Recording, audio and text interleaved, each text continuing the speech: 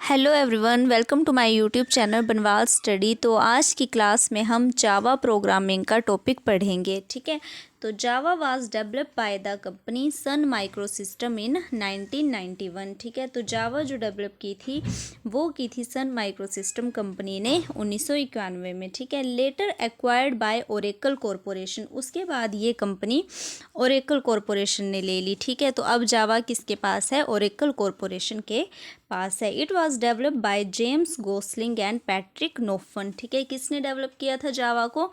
James Gosling and Patrick Naughton ने इसको develop किया था। ठीक है, it helps to create modulator program and reusable code. ठीक है, जावा प्रोग्रामिंग एक ऑब्जेक्ट ओरिएंटेड है। ठीक है, तो कलेक्शन ऑफ मॉड्यूल को हम क्या बोलते हैं? सॉफ्टवेयर कहते हैं। ठीक है, तो it helps to create modulator program and reusable code. Java is a high level language. Java एक हाई लेवल लैंग्वेज है।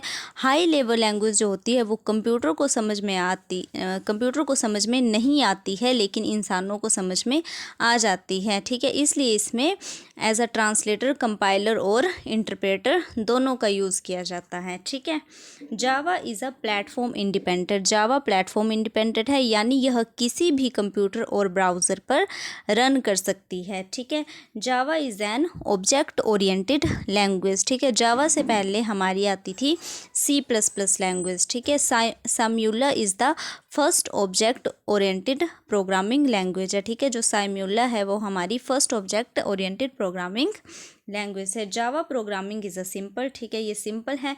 रोबस्ट लैंग्वेज है, मतलब जो हर प्लेटफॉर्म को सपोर्ट करती है। सिक्योर है। ठीक है, जावा प्रोग्रामिंग सिक्योर है। इसमें हम जो भी प्रोग्राम करते हैं वो सिक्योर होते हैं, उन्हें वायरस का खतरा नहीं होता है। ठीक है, जावा इज़ डिस्ट्रीब्यूटेड इन नेचर। ठीक है, जावा is distributed in nature. It supports multi threading. ठीक है, जावा इज़ पोर्टेबल, क्योंकि यह गेम्स बनाने या छोटी छोटी एप्लीकेशन को बनाने में भी काम आती है। ठीक है, before Java it's name was oak. Java से पहले इसका नाम क्या था? ओक था। ठीक है, अब जो एप्लीकेशंस यूज़ होती है जावा में कौन कौन सी होती है? तो डेस्कटॉप एप्लीकेशन आती है, इसमें आता है एक्रोबैट रीडर, मीडिया प्लेयर और एंटीवायरस। वेब एप्लीकेशंस में आती है irctc.co.in। एंटरप्राइज में आता है बैंकिंग। जो मैक्सिमम बैंक होते हैं वो फिनाकल सॉफ्टवेयर पर काम करते हैं, और जो फिनाकल सॉफ्टवेयर है वो भी जावा प्रोग्राम की मदद से ही बना है। ठीक है, और इसकी एप्लीकेशन है मोबाइल में यूज़ होता है, embedded system, smart card reader, robotics and games. ठीक है, तो ये एप्लीकेशंस आपने याद रखनी है। ठीक है, उसके बाद है how Java program works. Java program काम किस तरह से करता है? ठीक है, तो हम क्या करेंगे, जावा प्रोग्राम का सोर्स कोड .java के नाम से होता है। जो जावा प्रोग्राम का सोर्स कोड होता है वो किसके नाम से होता है? .java फाइल के नाम से होता है। ठीक है, एक बार अगर सोर्स कोड बन गया तो कंपाइलर का इस्तेमाल करेंगे, इसमें हम जावा फाइल को कन्वर्ट कर देंगे बाइट कोड में। ठीक है, कंपाइलर का इस्तेमाल करके जावा फाइल को किस में कन्वर्ट कर देते हैं? बाइट कोड में। और बाइट कोड का एक्सटेंशन क्या होता है? डॉट क्लास फाइल होता है। सोर्स कोड का एक्सटेंशन होता है डॉट जावा फाइल, और बाइट कोड का एक्सटेंशन होता है डॉट क्लास फाइल। ठीक है, क्लास फाइल होता है, यानी सबसे पहले सोर्स कोड बनेगा और सोर्स कोड बाइट कोड में कन्वर्ट करेंगे। ठीक है, सोर्स कोड को बाइट कोड में कन्वर्ट करेंगे। ठीक है, उसके बाद आता है जेवीएम। जेवीएम क्या करता है? एग्जीक्यूट करता है बाइट कोड को। जावा वर्चुअल मशीन होता है। ठीक है, जेवीएम की फुल फॉर्म होती है जावा वर्चुअल मशीन।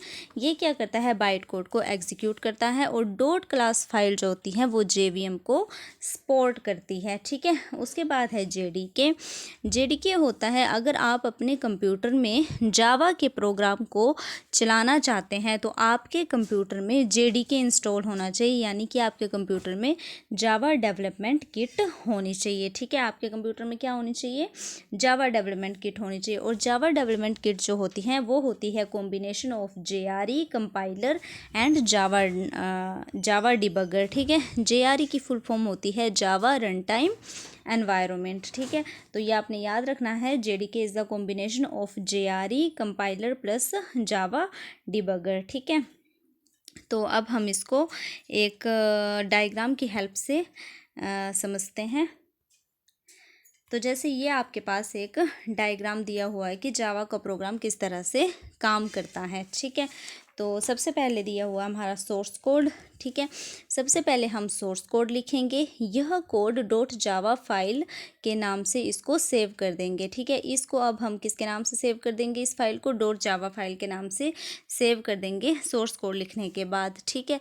उसके बाद हम कंपाइलर का यूज़ करेंगे, ठीक है।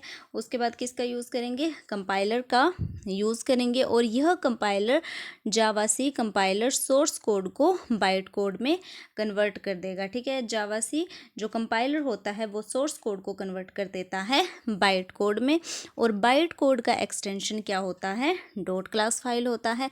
अब बाइट कोड को हम क्या करेंगे, रन करेंगे, तो यह जावा वर्चुअल मशीन जेवीएम से रन होगा। जो ये जावा वर्चुअल मशीन दिए हैं इसके द्वारा ये क्या हो जाएगा, रन हो जाएगा। और आगे इंटरप्रेटर लगे हुए हैं, तो मैक, विंडोज़ और लाइनक्स इसको क्या कर देगा, ऑपरेट कर देगा। मैक, विंडो और लाइनक्स क्या कर देगा, इसको ऑपरेट कर देगा, ठीक है। तो इस तरह से ये जावा का प्रोग्राम काम करता है, ठीक है। तो ये डायग्राम आपने अच्छे से देख लेना है।